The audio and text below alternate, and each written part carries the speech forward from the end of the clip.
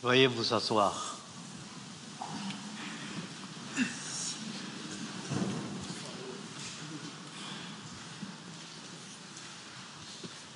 L'audience reprend. Je donne maintenant la parole au professeur Maurice Kamto. Vous avez la parole, monsieur.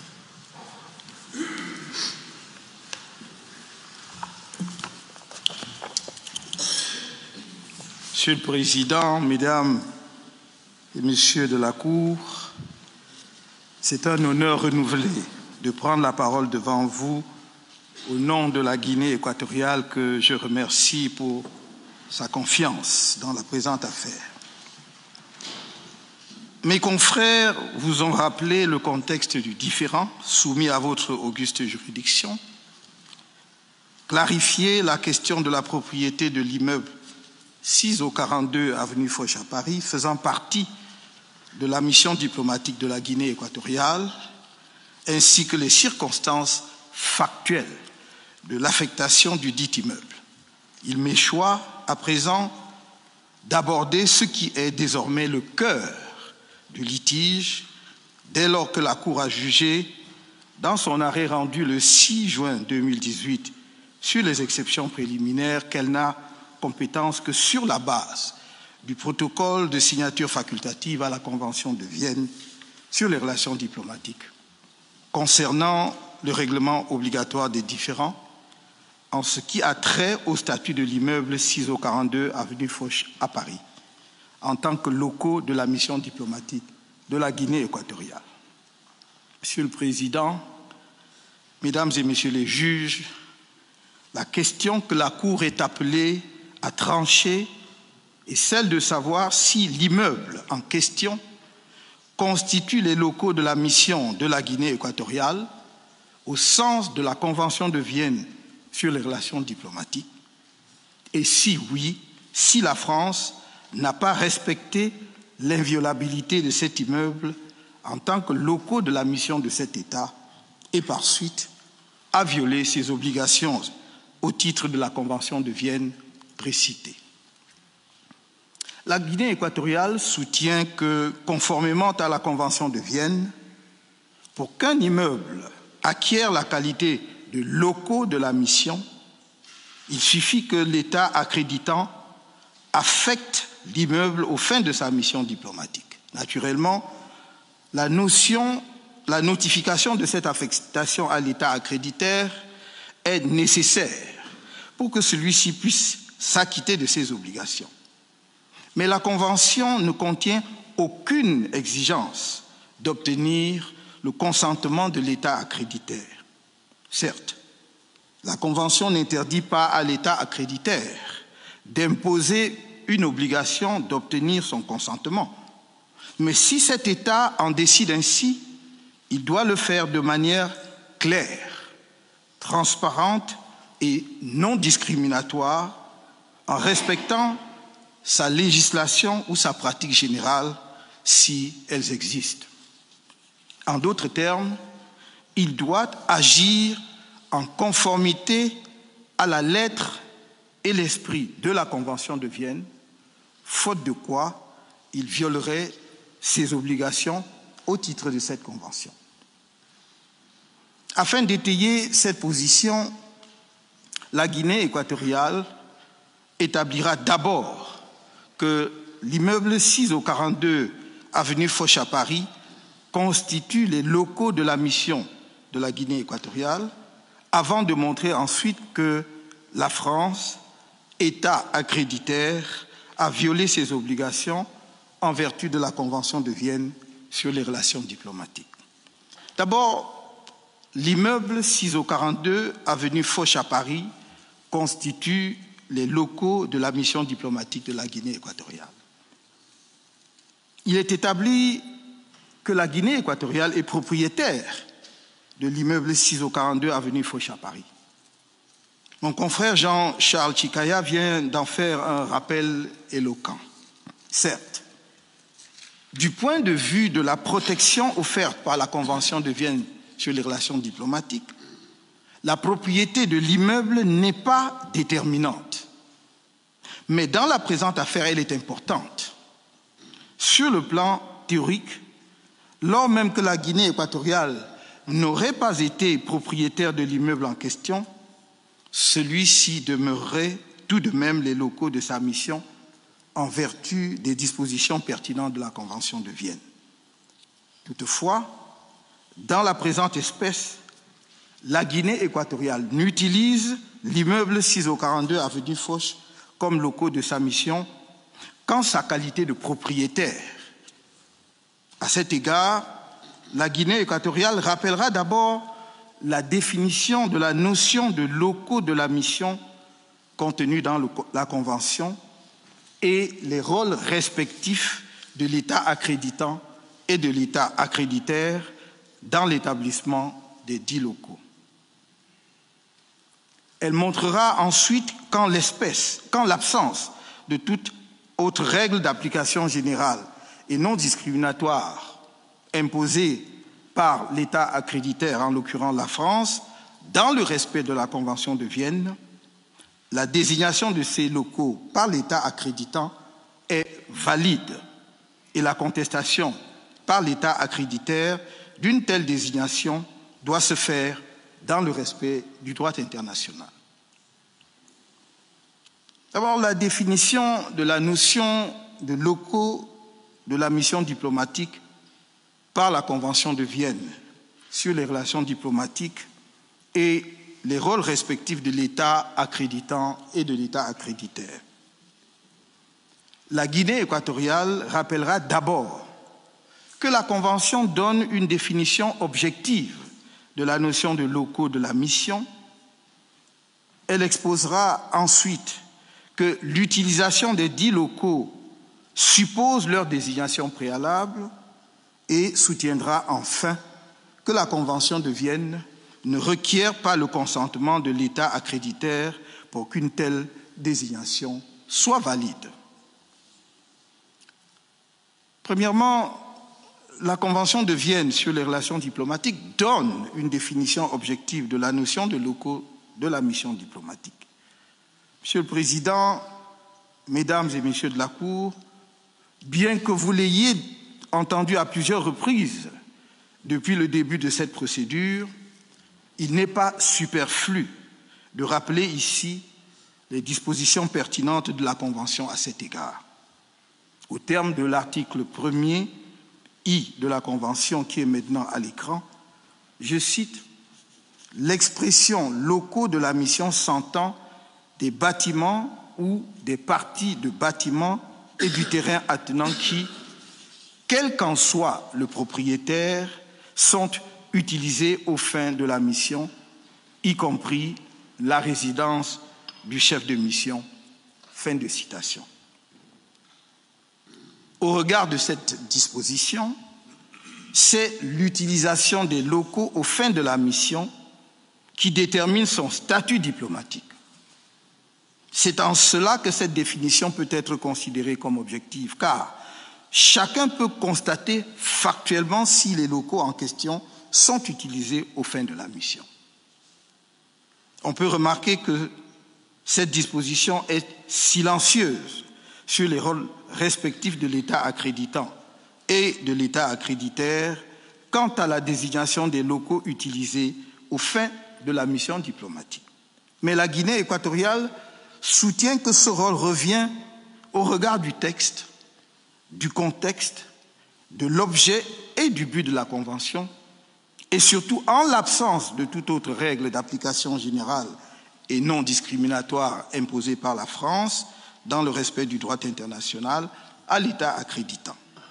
En effet, comme je vais maintenant vous le démontrer, l'utilisation des locaux diplomatiques suppose leur désignation préalable. Monsieur le Président, la France a tenté de créer sur ce point, et ce, depuis le début de la présente procédure, une fausse impression dans l'esprit de la Cour sur ce qu'elle appelle, encore dans sa duplique, les nouvelles contradictions de la Guinée équatoriale ou encore les nouvelles variations de la Guinée équatoriale quant à la date du début d'utilisation des locaux de l'immeuble du 42 avenue Foch.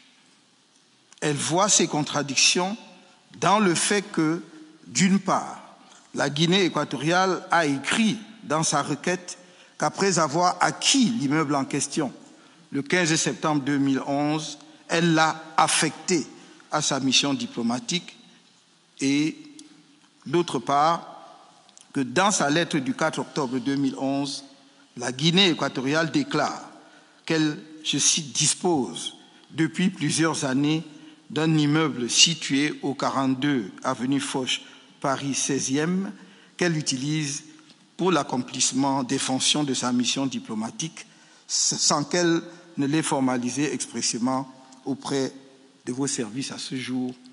Fin de citation. La France ajoute de manière emphatique que, je cite, « jamais la Guinée équatoriale n'a apporté le moindre début de preuve au soutien de cette affirmation ». Fin de citation. Et n'hésite pas à accuser la Guinée équatoriale de duplicité quand celui-ci considère cette prétendue contradiction de peu d'importance. À vrai dire, il s'agit là, de la part de la partie adverse, d'une tentative d'embrouiller l'affaire par des digressions et des insinuations malveillantes afin de détourner l'attention du cœur du différend et d'échapper à sa responsabilité pour violation de ses obligations internationales. Oui, Monsieur le Président, Mesdames et Messieurs de la Cour, la Guinée équatoriale a écrit dans sa lettre du 4 octobre 2011 qu'elle disposait depuis plusieurs années d'un immeuble 6 au 42 avenue Foch qui est utilisé pour l'accomplissement de sa fonction. La France ne saurait adopter sur ce point un ton aussi offensif, alors qu'à cette aune-là, elle n'est pas exempte de reproches. En effet, la France déclare, par exemple, que, je cite, « le service du protocole du ministère français des Affaires européennes et étrangères veille attentivement à ne pas adresser officiellement sa correspondance au 42 avenue Foch à Paris », fin de citation, en se gardant de dire de quand date cette pratique, à supposer qu'elle soit établie. Or, elle date seulement du 24 juillet 2019, c'est-à-dire bien après le dépôt de la réplique de la Guinée équatoriale dans la présente affaire, alors que le différend entre les deux États ayant donné lieu à la présente procédure remonte à 2011.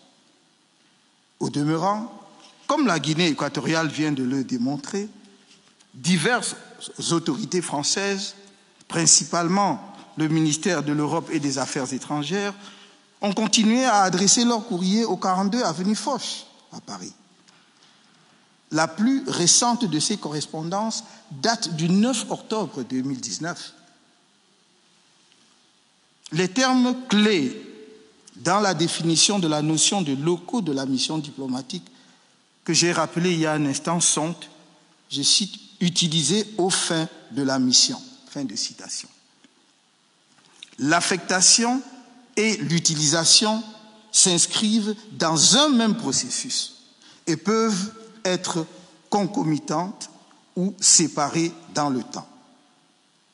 Le but ultime de ce processus est de concrétiser l'intention de l'État accréditant de faire de l'immeuble désigné les locaux de sa mission.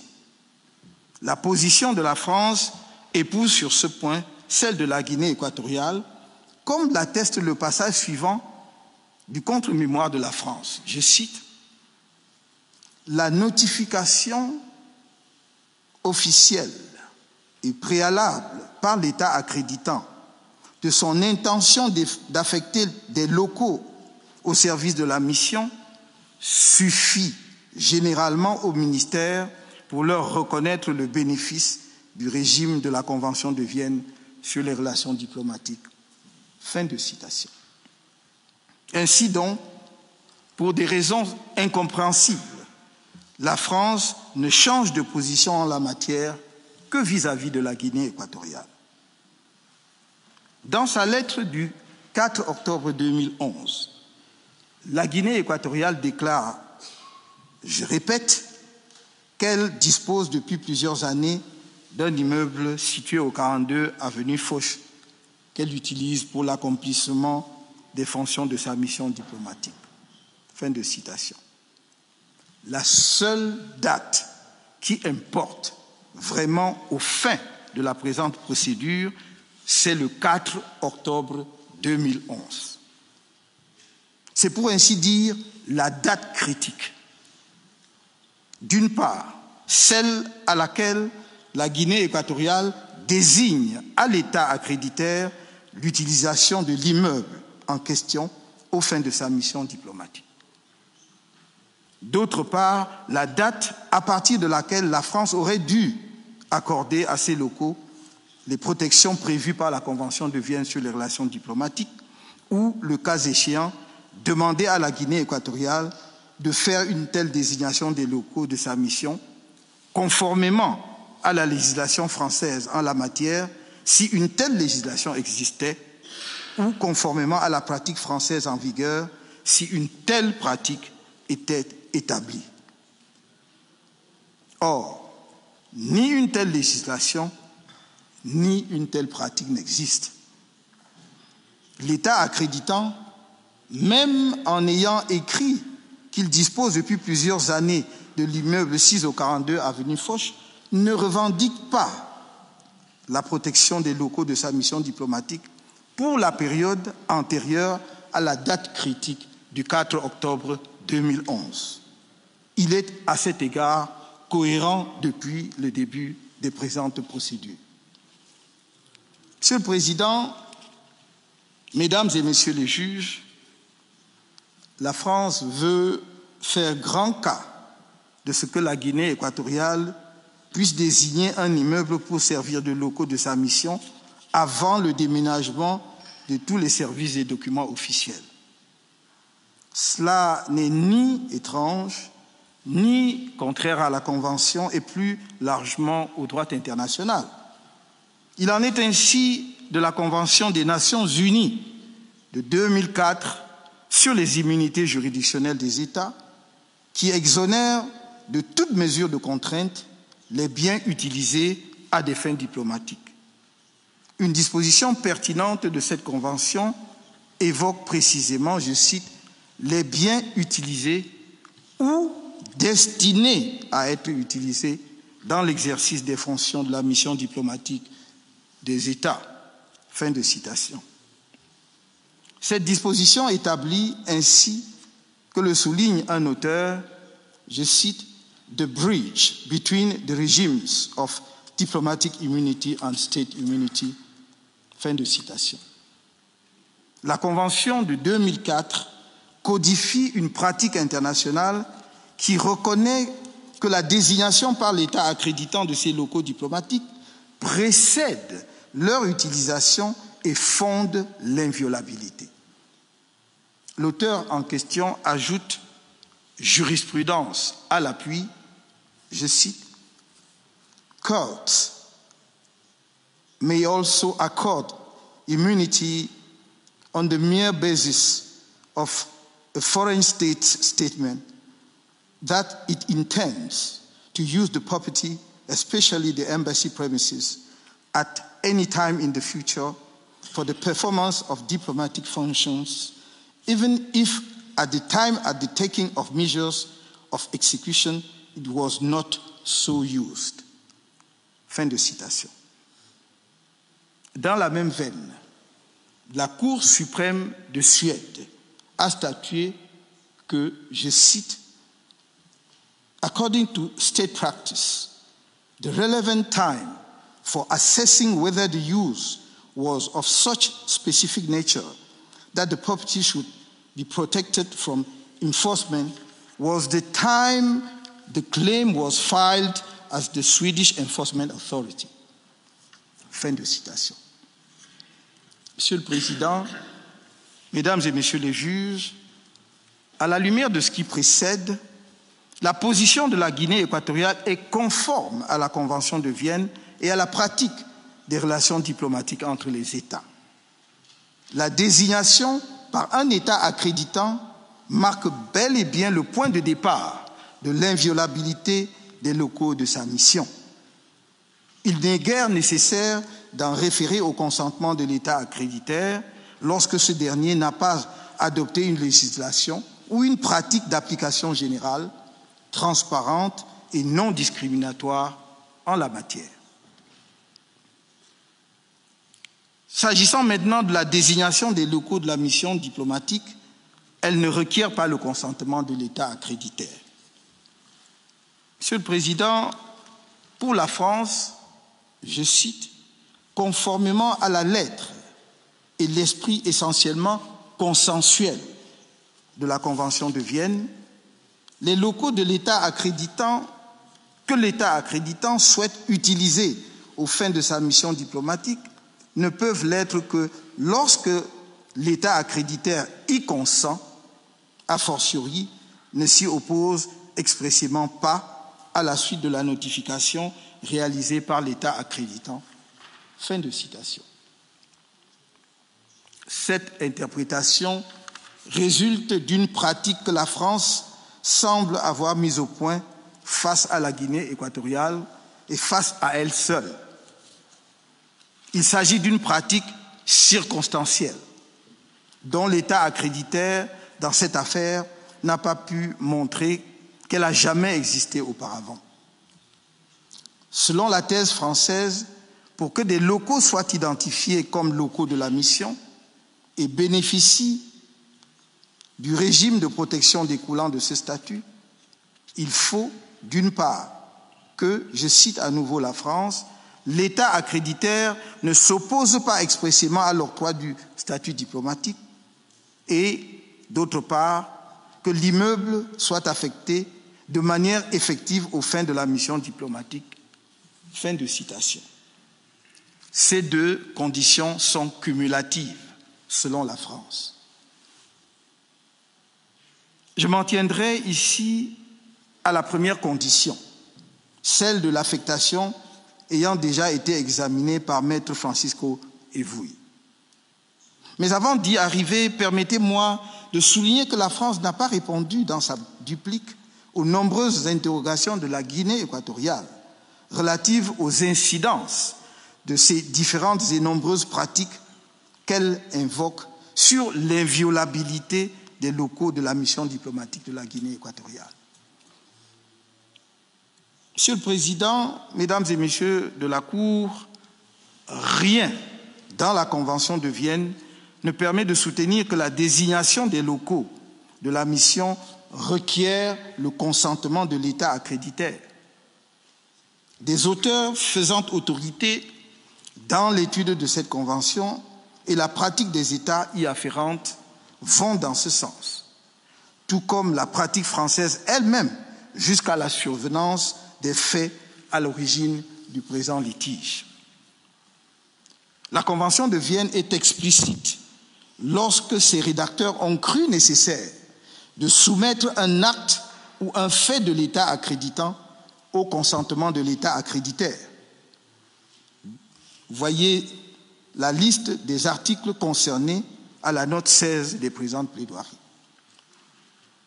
De même, quand les rédacteurs de la Convention ont entendu soumettre le comportement ou tout fait de l'État accréditant à sa notification à l'État accréditaire, ils l'ont expressément mentionné. Je prie là aussi la Cour de voir la liste des articles concernés à la note 17 des présentes plaidoiries.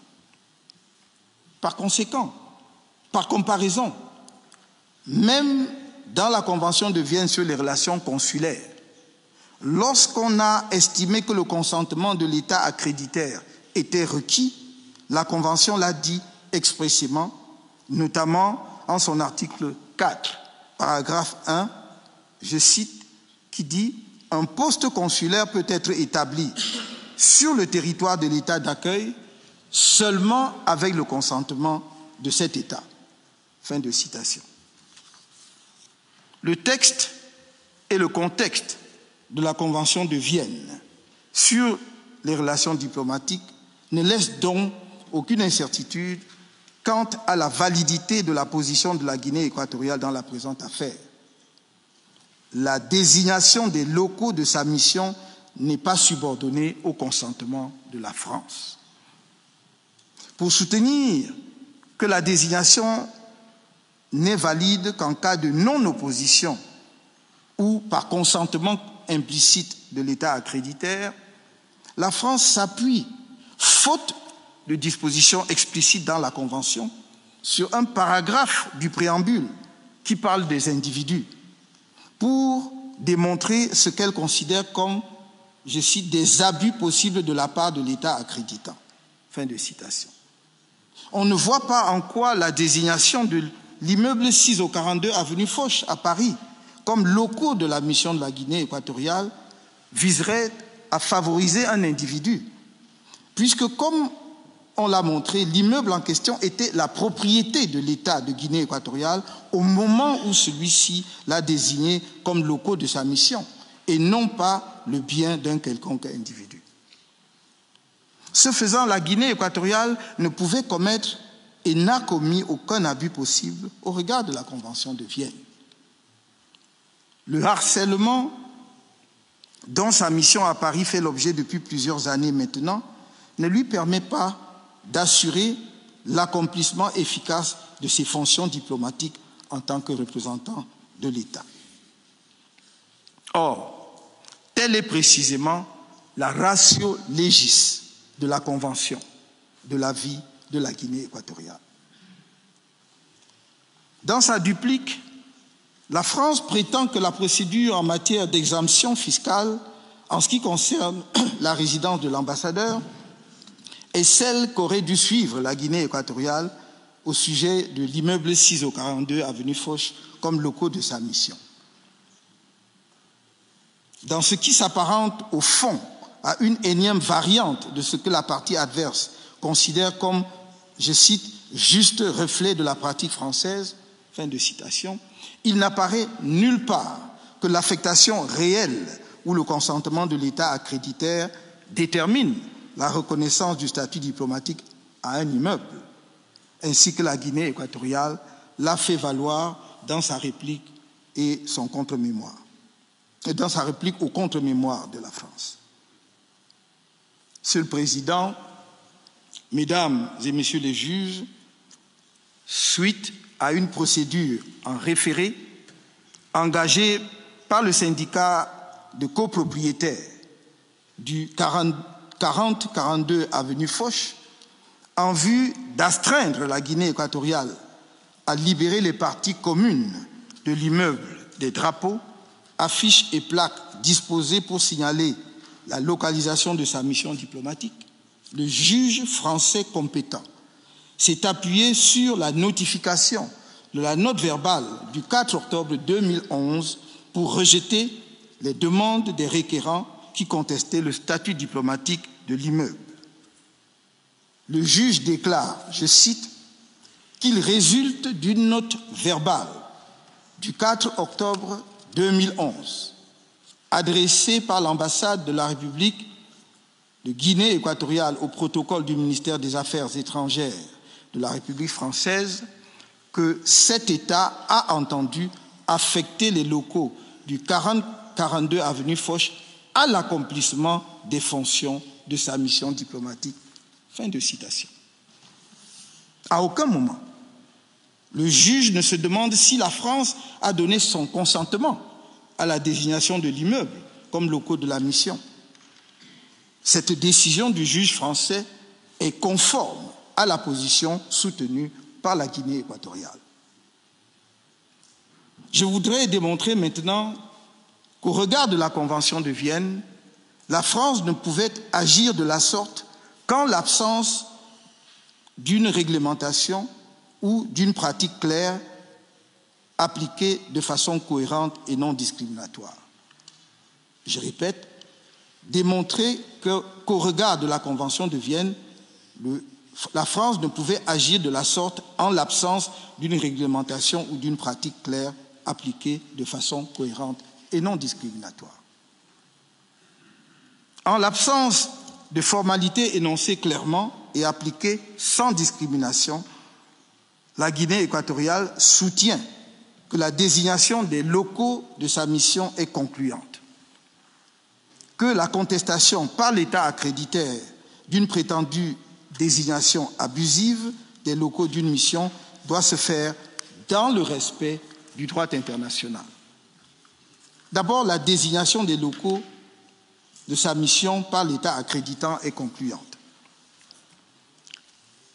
Lorsque l'État accréditant a procédé à la désignation des locaux de sa mission diplomatique en notifiant les autorités compétentes de l'État accréditaire, les locaux en question sont présumés avoir acquis le statut de locaux de la mission diplomatique. S'il n'en était pas ainsi, l'État accréditant serait placé dans une situation d'incertitude et de précarité dans l'attente du consentement de l'État accréditaire. En effet, l'immeuble considéré comme locaux de la mission ne pourrait pas bénéficier de la protection offerte par la Convention aux locaux de sa mission diplomatique et ne pourrait donc pas assurer l'accomplissement efficace de ses fonctions diplomatiques en tant que représentant de l'État. Monsieur le Président, si l'État accréditaire peut s'opposer à la désignation par l'État accréditant des locaux de sa mission, je le répète, il ne peut le faire qu'en référence à sa législation ou à sa pratique en la matière, comme la Guinée équatoriale l'a montré dans son mémoire et dans sa réplique. Lorsqu'une telle législation ou pratique n'existe pas, comme dans la présente espèce, l'État accréditaire ne peut le faire qu'en concertation avec l'État accréditant. Il s'agit d'une exigence de transparence qui seule permet de respecter les principes de légalité et de non-discrimination entre les États. À supposer même fonder la thèse française du consentement explicite ou implicite, elle ne pourrait être valable que dans ce contexte. Au demeurant, si, comme l'écrit la France dans son contre-mémoire, la lettre et l'esprit de la Convention sont essentiellement consensuels, entre guillemets, elle ne dénonce l'unilatéralisme de la Guinée équatoriale qu'en lui opposant son propre unilatéralisme. En effet, elle oppose à la Guinée équatoriale le refus de reconnaître à l'immeuble 6 au 42 avenue Foch le statut de locaux d'une mission diplomatique sans aucune concertation avec l'État accréditant et de manière manifestement arbitraire. Au nom du consensualisme qu'elle préconise en la matière, la France aurait dû au moins avoir des discussions avec la Guinée équatoriale avant son refus. Il n'en a rien été. La Guinée équatoriale réitère qu'il n'y a dans la lettre de la Convention aucune disposition qui accorde un rôle prépondérant à l'État accréditaire. Dire, comme le prétend la France, que, je cite, la désignation des locaux de la mission diplomatique dans la capitale de l'État accréditaire reste en tout état de cause subordonnée à l'approbation tacite de ce dernier, fin de citation, c'est faire dire à la Convention ce qu'elle ne dit pas. La libre désignation par l'État accréditant des locaux de sa mission respecte le but et l'objet de la Convention de Vienne, notamment la règle des immunités qui vise à favoriser l'accomplissement efficace des fonctions diplomatiques à l'abri des intrusions et interférences de l'État accréditaire. La France a tort de penser, comme elle l'écrit dans sa duplique, que le délai d'une semaine qu'elle a pris pour donner suite à la note verbale du 4 octobre 2011 constitue une preuve de sa diligence pour ne pas laisser la Guinée équatoriale dans l'incertitude. Si l'on se fiait à son consentement implicite, l'immeuble 6 au 42 avenue Foch constituerait les locaux de la mission de Guinée équatoriale durant le temps où celle-ci est sans réponse de la France. Il y aurait ainsi une forte emprise de l'État accréditaire sur le choix par l'État accréditant des locaux de sa mission diplomatique. C'est fort de cela que la notion de locaux de la mission doit inclure, comme n'a eu de cesse de le plaider la Guinée équatoriale, les immeubles qu'un État destine aux fonctions diplomatiques. La France a rejeté cette interprétation en prétendant que la Guinée équatoriale soutenait l'application de la Convention des Nations Unies sur les immunités juridictionnelles de l'État. Et cette convention, même inapplicable en l'espèce, est éclairante. Les deux États parties l'ont ratifiée. Elle est le reflet du droit international coutumier et il est cohérent de vouloir interpréter la Convention de Vienne sur les relations diplomatiques en l'harmonisant avec un instrument qui porte sur la même matière, à savoir les biens destinés aux fonctions diplomatiques de l'État. Enfin, la France a tort de prétendre que la position de la Guinée équatoriale s'assimile à une présomption irréfragable. La portée de cette présomption est du reste conforme à l'importance que les États reconnaissent à la règle de l'inviolabilité des locaux de la mission diplomatique, qui a été déjà rappelée par cette honorable Cour ainsi que par la doctrine pertinente. Le point de départ de la protection des locaux de la mission ne tient pas compte du consentement de l'État accréditaire.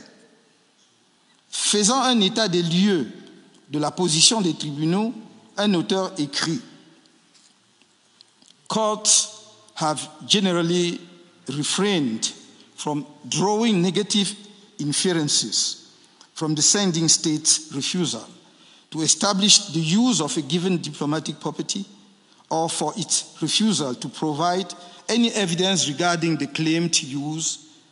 In this context, citing the prohibition of interference in matters within the exclusive competence of the sending state, they have refrained from requiring that the sending state provide details concerning the existence of the past, present or future purposes of diplomatic property, such as funds in embassy bank accounts. Instead, they tend to accept at face value foreign ambassadors' certificates that a property is used for sovereign diplomatic purposes. Fin de citation. Ainsi se résume l'état du droit sur la question qui divise les parties. La désignation par l'État accréditant des locaux de sa mission est concluante aux fins de l'acquisition du statut diplomatique pour les 10 locaux. J'en viens maintenant au fait que la constatation par l'État accréditaire d'une désignation abusive des locaux d'une mission doit se faire dans le respect du droit international. Monsieur le Président, c'est un principe de base du droit international que lorsqu'un État souscrit à ses obligations internationales, il est tenu de les respecter de bonne foi. La Guinée équatoriale et la France sont tous deux parties à la Convention de Vienne sur les relations diplomatiques. C'est dans ce cadre que doivent s'organiser leurs relations diplomatiques.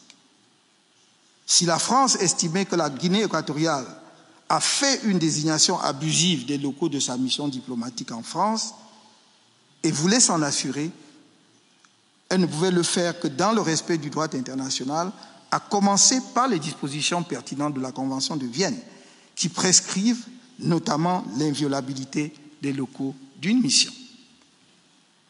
Or, la règle de l'inviolabilité énoncée à l'article 22 de la Convention de Vienne est absolue. Je rappelle que votre Cour elle-même a expliqué que, je cite, « Même en cas de conflit armé ou de rupture de relations diplomatiques, ces dispositions obligent l'État accréditaire à respecter l'inviolabilité des membres d'une mission diplomatique aussi bien que celle de ses locaux, de ses biens et de ses archives. » Fin de citation. La France a violé de diverses manières cette règle. C'est ce que la Guinée équatoriale entend démontrer maintenant. Monsieur le Président, Mesdames et Messieurs de la Cour, la lettre du 4 octobre 2011 de l'ambassadeur de Guinée équatoriale au ministre français des Affaires européennes et étrangères constitue, nous l'avons dit, le point de départ de l'acquisition officielle du statut de locaux de la mission diplomatique de la Guinée équatoriale par l'immeuble 6/42 avenue Foch à Paris. C'est à partir de cette date que les locaux en question sont couverts par l'inviolabilité prévue par la Convention de Vienne. Or, après le 4 octobre 2011, la France a, par divers actes ou omissions, porté atteinte à l'inviolabilité de ces locaux de la mission de la Guinée équatoriale et à la dignité de la mission de ce pays. Par ailleurs, la France n'a pas respecté les critères qu'elle considère applicables à la désignation des locaux de la mission par interprétation de la Convention de Vienne et, ce faisant, a violé l'obligation de non-discrimination. D'abord, les actes par lesquels la France a porté atteinte à l'inviolabilité et à la dignité de la mission de la Guinée équatoriale. Il s'agit de la perquisition de la police française du 14 au 23 février 2012. Deuxièmement, la saisie pénale de l'immeuble 6/42 avenue Foch le 19 juillet 2012. Troisièmement, la confiscation pénale de l'immeuble 6/42 avenue Foch par le tribunal correctionnel de Paris en date du 27 octobre 2017, confirmée par l'arrêt de la Cour d'appel de Paris en date du 10 février 2020. D'abord, la perquisition de la police française du 14 au 23 février 2012 des locaux de la mission diplomatique de la Guinée équatoriale est une atteinte à l'inviolabilité de la mission diplomatique de ce pays. Monsieur le Président, Mesdames et Messieurs les juges, à partir du 4 octobre, l'immeuble du 42 avenue Foch constituant les locaux de la mission diplomatique de la Guinée équatoriale avait droit à la protection prévue par la Convention de Vienne, en particulier l'inviolabilité énoncée à l'article 22. Or, pendant la période du 14 au 23 février 2012, les autorités françaises ont pénétré dans l'immeuble en question, l'ont perquisitionné et enlevé plusieurs objets ainsi que de l'ameublement. Elles l'ont fait sur le fondement erroné que l'immeuble relèverait, entre guillemets, du domaine privé.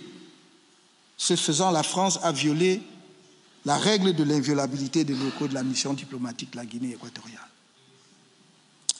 Deuxièmement, la saisie pénale de l'immeuble 6/42 avenue Foch le 19 juillet 2012 porte atteinte au paragraphe 3 de l'article 22 de la Convention de Vienne.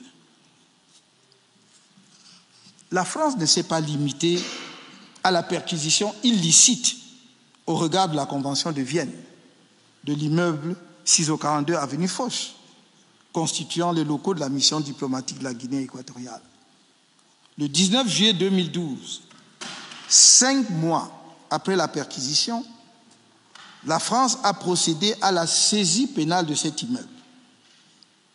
Et elle croit pouvoir minimiser la portée de cet acte extrêmement grave dans les relations diplomatiques entre les deux États en déclarant que, je cite, « La saisie immobilière n'a d'effet que sur le droit de la propriété de l'immeuble et ne saurait donc emporter méconnaissance de l'inviolabilité ». Fin de citation. Dans le cas d'espèce, la Guinée équatoriale est la propriétaire et l'utilisateur de l'immeuble aux fins de sa mission diplomatique. La saisie constitue au minimum un amoindrissement de la dignité de la mission au sens de l'article 22, paragraphe 2 de la Convention de Vienne. Elle est explicitement prohibée par le paragraphe 3 de l'article 22 de la dite Convention. Troisièmement, la confiscation de l'immeuble 6 au 42 avenue Foch en tant que peine de nature pénale porte atteinte à l'inviolabilité, trouble la paix et amoindrit la dignité de la mission de la Guinée équatoriale. Monsieur le Président, le 27 octobre 2017, le tribunal de grande instance de Paris a rendu un jugement par lequel il a, entre autres, prononcé une peine de confiscation de l'immeuble 6 au 42 avenue Foch, constituant les locaux de la mission diplomatique de Guinée équatoriale. L'effet suspensif attaché à l'appel de ce jugement avait retardé la vente aux enchères de cet immeuble comme conséquence normale de cette confiscation judiciaire. Mais si cet appel l'a retardé pendant un temps, la confirmation de cette confiscation en appel en date du 10 février 2020 place à nouveau l'épée de Damoclès au-dessus des locaux de la mission diplomatique de Guinée équatoriale en France, comme l'a montré Maître Chikaya tout à l'heure. Monsieur le Président, Mesdames et Messieurs de la Cour, vous devez savoir la vérité sur ce qui est en jeu ici. La Guinée équatoriale utilise l'immeuble 6 au 42 avenue Foch comme locaux de sa mission, non en vertu d'un bail, mais, comme je l'ai dit, parce qu'elle en est le propriétaire. La saisie et a fortiori la confiscation de cet immeuble pourrait la priver de locaux de sa mission diplomatique en France. En effet, si la confiscation était exécutée, et on l'a montré tout à l'heure, elle ne peut être exécutée que parce que dans les procédures pénales devant les juridictions françaises, le prévenu après l'appel a saisi la Cour de cassation. C'est seulement dans ce cas que l'exécution de la confiscation n'a pas lieu. Donc, je disais que la confiscation de cet immeuble pourrait priver la Guinée équatoriale de sa mission diplomatique en France. Et si la confiscation était exécutée, la mission de la Guinée équatoriale en France serait à la rue. Voilà la vérité. Et comment pourrait-on réaliser la vente aux enchères sans porter atteinte à l'inviolabilité des locaux de la mission de la Guinée équatoriale, qui constitue une violation de l'article 22, paragraphe 1, sans que la paix de la mission ne soit troublée et sa dignité amoindrie, ce qui constitue une violation de l'article 22, paragraphe 2, et sans qu'on puisse parler de mesures d'exécution, ce qui constitue une violation de l'article 22, paragraphe 3. La France a violé l'obligation de non-discrimination de l'article 47 de la Convention de Vienne sur les relations diplomatiques. L'article 47, paragraphe 1 de la Convention prescrit formellement à l'État accréditaire de ne pas faire, je cite, de discrimination entre les États, fin de citation, dans l'application de la Convention. Mesdames et Messieurs de la Cour, dans sa lettre du 11 octobre 2011, que la Guinée équatoriale a mentionné plus d'une fois, contrairement à ce qu'on a pu dire, la France estimait, je cite, qu'un immeuble relevant du statut diplomatique doit être déclaré comme tel au protocole avec une date d'entrée précise dans les locaux. Une fois les vérifications effectuées sur la réalité de l'affectation de l'immeuble, le protocole en reconnaît le caractère officiel auprès de l'administration française. Fin de citation. La France établissait ainsi, pour la première fois, dans un document écrit, une certaine procédure à suivre en matière de désignation des locaux d'une mission diplomatique sur son territoire. Je souligne, Monsieur le Président, qu'au demeurant, elle s'adressait uniquement au ministère français de la Justice pour les besoins des juges d'instruction français et non pas aux États, à tous les États, ni même à la Guinée équatoriale. Cette procédure soudaine appelle plusieurs observations. Premièrement, la France n'a pas respecté sa propre procédure dans ses relations avec la Guinée équatoriale. En effet, elle n'a jamais procédé à une vérification entre le 4 octobre 2011, date à laquelle l'ambassade de Guinée équatoriale a informé le ministère des Affaires étrangères de l'utilisation de l'immeuble comme locaux de sa mission, et le 11 octobre 2011, date à laquelle le ministère a notifié son refus à l'ambassade. Deuxièmement, la procédure inédite contenue dans la lettre de la France du 11 octobre 2011 n'était pas édictée dans un document de portée générale. Elle s'adressait, comme je l'ai dit tout à l'heure, au ministère français de la Justice pour les juges d'instruction français et non pas aux États. Elle n'avait pas été appliquée lors de l'établissement des locaux de la mission de Guinée équatoriale au 29 boulevard de Courcelles. Il s'est donc agi d'une mesure ciblée contre la Guinée équatoriale. Celle-ci ne peut dès lors considérer ce comportement de la France que comme arbitraire et discriminatoire, en violation de l'article 47, paragraphe 1 de la Convention.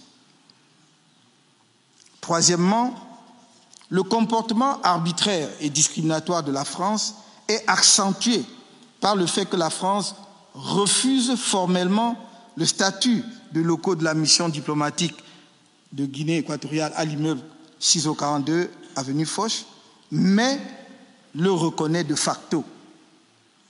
Les autorités françaises se rendent à la mission diplomatique de la Guinée équatoriale au 42 avenue Foch à Paris pour obtenir leur visa d'entrée en Guinée équatoriale, devenant subitement oublieux de leur refus de lui reconnaître le statut de la mission diplomatique de ce pays.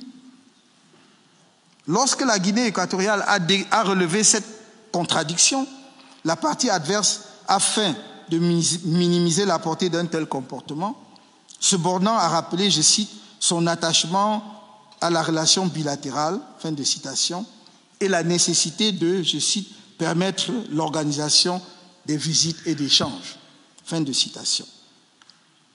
La France s'offusque même de ce que la Guinée équatoriale s'efforce d'exploiter ces bonnes dispositions affichées par les autorités françaises pour tenter de faire valoir ses prétentions. La Guinée équatoriale aurait voulu que de telles bonnes dispositions ne soient pas à éclipse et qu'elles intègrent l'ensemble des relations diplomatiques entre les deux États. Cela nous aurait épargné cette procédure qu'elle s'est vue obligée de faire. Le pragmatisme ne doit pas devenir du cynisme. La Guinée équatoriale relève que la France a accordé une protection aux locaux du 42 avenue Foch qu'elle ne reconnaît pas en tant que locaux de la mission diplomatique de la Guinée équatoriale. Elle rappelle les propos d'un de ses conseils qui a déclaré, sans en apporter le moindre commencement de preuve, que la France l'a fait, je cite, tout en rappelant sa position constante. Fin de citation. Se citer soi-même pour prouver ce qu'on déclare, c'est ce que l'on appelle self-serving evidence. La France ajoute du reste que ce n'est pas sur le fondement de la Convention de Vienne qu'elle a pu accorder une protection particulière à l'immeuble du 42 avenue Foch, mais seulement par magnanimité et désormais parce qu'elle, je cite, y est en l'état provisoirement tenu par le seul fondement de l'ordonnance de la Cour en date du 7 décembre 2016. Fin de citation. J'ai donc envie de m'écrier « Loué soit cette Cour qui permet à un petit État d'avoir la protection que la Convention de Vienne offre à sa mission diplomatique, mais qu'une interprétation personnelle d'une puissance et une pratique insaisissables peuvent l'en priver. » Et pourtant, même dans ce cas, la France qui paraît si soucieuse, d'une part, de réviser de respecter les décisions de la Cour, en l'occurrence l'ordonnance du 7 octobre 2016, d'autre part, d'éviter la détérioration des relations bilatérales avec la Guinée équatoriale, ne se montre pas très cohérente dans son comportement. Car alors, elle n'aurait pas requis et obtenu, par le biais du ministère public, qui est sous l'autorité du gouvernement, tour à tour, la saisie et la confiscation de l'immeuble constituant les locaux de la mission diplomatique de la Guinée équatoriale. Devant un tel comportement erratique qui met en cause la pierre angulaire du droit des relations diplomatiques entre les États et rend possible toute vie internationale, la Guinée équatoriale fait confiance à votre haute juridiction pour y mettre bon ordre, consciente que le principe de l'égalité des États, tout en n'ignorant pas les inégalités de puissance, permet la coexistence pacifique sur la base de la non-discrimination et du respect mutuel. En conclusion à cette partie de sa plaidoirie, la Guinée équatoriale réitère que, premièrement, la thèse française des conditions cumulatives pour l'établissement des locaux d'une mission diplomatique est sans fondement et, à vrai dire, dangereuse en raison de l'incertitude et de la précarité auxquelles elle expose les locaux de la mission diplomatique. Deuxièmement, même si l'État accréditaire est fondé à contrôler la désignation des locaux de la mission diplomatique, il doit le faire, comme en convient la France elle-même, suivant une démarche consensuelle en concertation avec l'État accréditant et non de façon unilatérale ou discriminatoire et, dans tous les cas, dans le respect de ses obligations internationales. Troisièmement, l'immeuble 6 au 42 avenue Foch à Paris a acquis le statut de locaux de la mission de la Guinée équatoriale en France à partir du 4 octobre 2011 et devait bénéficier à partir de cette date de la protection prévue par les dispositions pertinentes de la Convention de Vienne. Dès lors, les mesures coercitives à son encontre par la France constituent des violations flagrantes de la Convention de Vienne, notamment les règles de l'inviolabilité des locaux d'une mission diplomatique, article 22 de la Convention. Cinquièmement, faute d'une réglementation française connue en matière d'établissement des locaux d'une mission, l'opposition à la Guinée équatoriale d'une procédure méconnue et ciblée sur cet État est un comportement arbitraire et discriminatoire contraire à l'article 47 de la Convention de Vienne sur les relations diplomatiques. Ce disant, Monsieur le Président, j'ai terminé avec mes plaidoiries et je vous remercie, Monsieur le Président, de votre bienveillante attention et vous prie respectueusement de bien vouloir passer la parole à Sir Michael Wood pour la suite des plaidoiries de la Guinée équatoriale. Merci. Je remercie le professeur Camto pour son exposé et je donne à présent la parole à Sir Michael Wood. Vous avez la parole.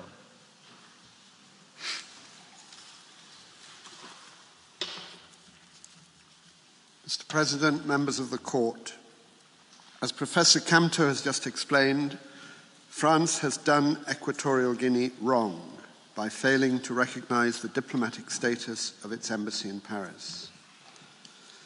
To add insult to injury, France has repeatedly made wholly unjustified attacks on the motives of Equatorial Guinea in bringing its claims before this court, qualifying them as abusive. The court has already rejected such assertions, which find no support in fact or in law. It is likewise highly regrettable that France continues to call into question Equatorial Guinea's motives in acquiring the building at 42 Avenue Foch and in deciding to establish its embassy there. Such a posture is unworthy of France and is unacceptable in international relations. France's attachment to such unfounded accusations seems more than anything to be an attempt to shift discussion away from the weakness of its own position as regards its own unlawful conduct. France's assertion that Equatorial Guinea has committed an abuse of rights is not supported by evidence. As I shall explain, the assertion is also logically inconsistent. France cannot at one and the same time say there are no rights and that there has been an abuse of rights. Even more fundamentally, France's attitude threatens to undermine basic tenets of the peaceful settlement of disputes. Mr. President, an abuse of rights is a very serious charge, especially when directed at a state, and here a state that has turned to this court for the law's protection. As France itself concedes, and as the court's case law consistently affirms, a claim of abuse of rights has to be sustained by clear and convincing evidence. It cannot be based on disputable inferences. Bad faith cannot be presumed. Yet France has produced nothing but speculation in support of its allegations. In its counter-memorial, for example, it suggests that, and I quote, "the timing of the events in this case is sufficient in itself." In its rejoinder, it says that for Equatorial Guinea not to have known that the building it acquired to serve as its embassy in Paris was subject to legal proceedings, and I quote, "seems totally unlikely." It again says in its rejoinder that it is, and I quote, "against all likelihood that Equatorial Guinea has searched for a new location for its embassy in Paris prior to these legal proceedings." France further suggests that it is, again I quote, "a disturbing coincidence that Equatorial Guinea acquired ownership of the building prior to the intrusion of the French police into the building." Mr. President, such bald assertions are based on no evidence whatsoever. They do not even begin to meet the high evidentiary threshold required for establishing an abuse of rights. And in any event, we have shown them to be false. We have shown, Mr. President, that there never was any sinister strategy of the kind that France alleges. Even the partial and distorted account presented by France can hardly sustain such an allegation. The facts, as earlier set out by Maître Chikaya and Maître Evoué, and in our written pleadings, point not to any abuse of rights, but to legitimate attempts by Equatorial Guinea to exercise and protect its rights by lawful and reasonable means. France acknowledges the weakness of its position by suggesting in its counter-memorial that to claim an abuse of rights, bad faith does not need to be proved. That hardly squares with the widely established understanding reflected in the court's case law that a claim of abuse can only succeed when there is clear evidence and only in exceptional circumstances. While that language was used in the context of abusive process, the court has considered that the basic concept of an abuse may be the same. I will not dignify France's allegations by responding to each one of them. Our earlier exposition of the facts has done that. But I would like to deal, and I must deal, with a couple of the more serious assertions repeatedly made by the French authorities and by the French courts. First, there is the suggestion that Mr. Obiang Mangue's appointment as Equatorial Guinea's second vice president in May 2012 was because of the proceedings against him in France. This ridiculous suggestion shows just how distorted France's account of the facts is. In reality, as we have explained, Mr. Obiang Mangue's appointment was part of a major government reshuffle as a result of a major constitutional reform following a national referendum. Next, France alleges that a letter sent by the President of Equatorial Guinea to the President of France in February 2012 is an acknowledgement that the sale of the building was meant to shield it from proceedings in France. It is not. I would ask you to look carefully at the sentence relied upon by France now on the screen. Speaking of his son, the President wrote to the President of France, and this is the Registrar's translation. France was his preferred country, and as a young man he purchased a residence in Paris. However, due to the pressures on him as a result of the supposed unlawful acquisition of assets, he decided to resell the said building to the government of the Republic of Equatorial Guinea. There is nothing here, nor in other evidence, to show that the sale was intended to shield the building. On the contrary, the letter simply indicates that because of the pressures on him, the President's son felt constrained to sell a property that was no longer of use to him because he no longer wished to reside in France. In the same vein, France refers disparagingly to Equatorial Guinea's attempts to stop the attachment of its embassy, and I quote, through a considerable amount of diplomatic correspondence. Yet diplomatic correspondence was a reasonable way for a state to try and protect its embassy in the face of a growing threat posed by a receiving state that refused even to discuss the matter amicably. Mr. President, France's accusations of inconsistency on the part of Equatorial Guinea before this court are particularly puzzling. In essence, France has criticized Equatorial Guinea for specifying the date of 4 October 2011 as a critical date in terms of diplomatic premises status, even though it had completed the purchase of the embassy building 3 weeks earlier on 15 September. France then mentions that Equatorial Guinea has nevertheless protested on site when French police sought to enter the premises during the time between those dates, that is on September the 28th and 3 October. When France wishes to see, whereas France sees inconsistency here, these actions were simply common sense and reasonable. The fact of the matter is that Equatorial Guinea acquired ownership of the building on the 15th of September 2011, intending to use it as its embassy.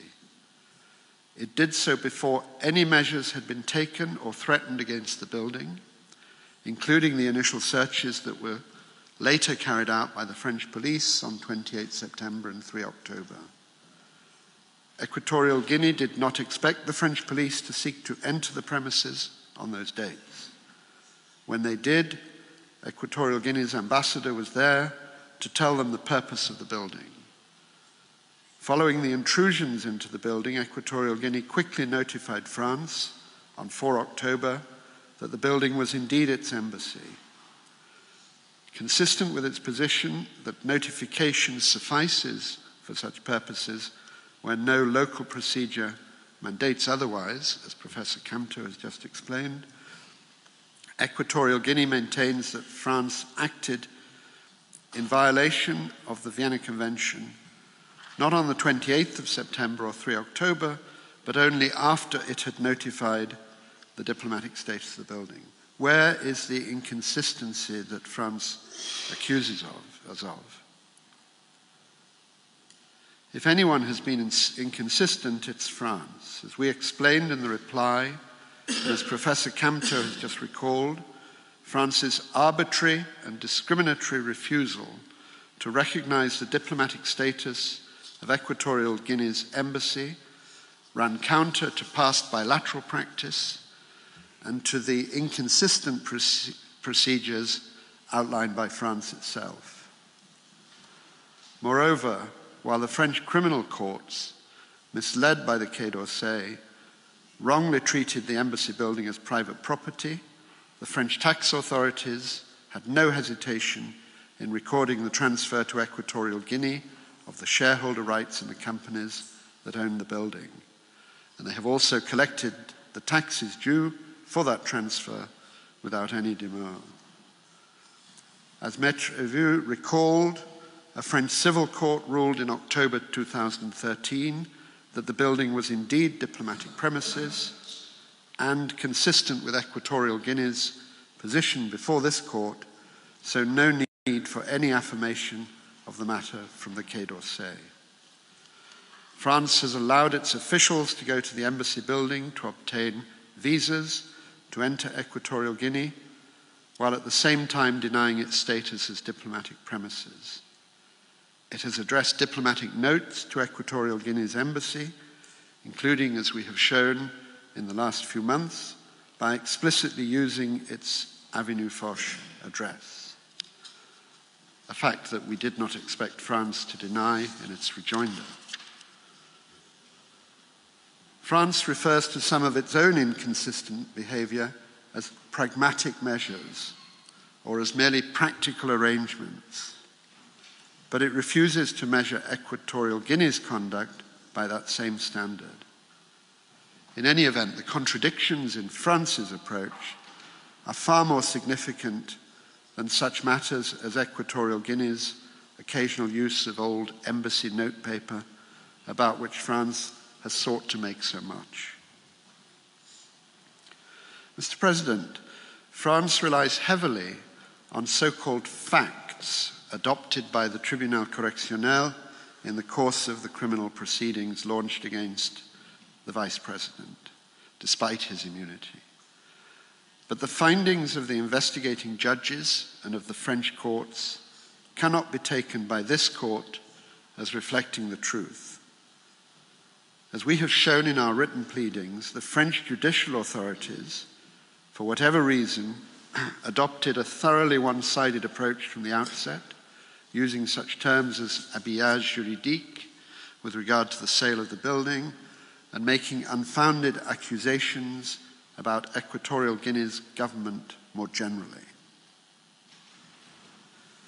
In addition, much of what France now points to in accusing Equatorial Guinea of abuse of rights postdates the French authorities' unlawful refusal to recognize the inviolability of the embassy, and indeed postdates the institution of the current proceedings before this court. This shows just how arbitrary France's actions were in deciding not to respect the embassy's status. Moreover, in relying on the findings adopted in the course of criminal proceedings, and in particular relying on the reports of those who entered Equatorial Guinea's embassy in blatant disregard of its inviolability, France is seeking to benefit from its own unlawful conduct. This, we submit, should not be sanctioned.